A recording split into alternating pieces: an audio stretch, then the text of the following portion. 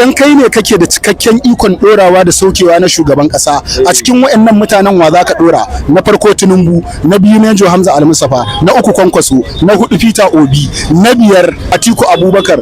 Wa zaka dora a ciki? Atiku. Salamu alaikum. Wa alaikum salam. Sunana iya raban kana, zan iya sanin sunanka? Sunana Sabiu. Malam Sabiu, wannan kai kake wannan sana'a?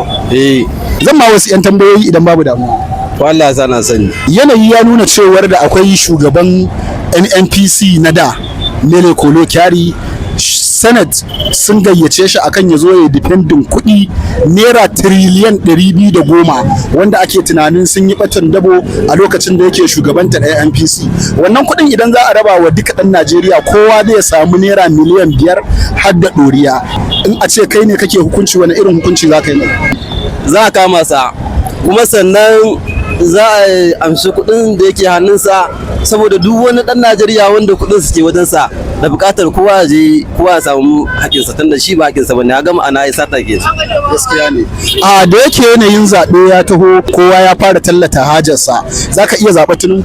A Me yasa?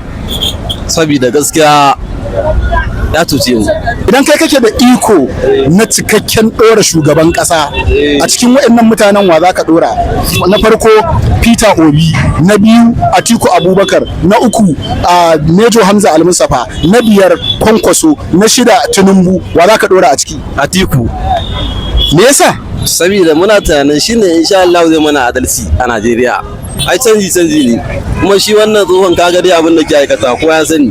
Za ka ga muna bidiyo kuma za mu ɗora shi zuwa duniya, babu damuwa? Kai kawai ba damuwa insha Allah.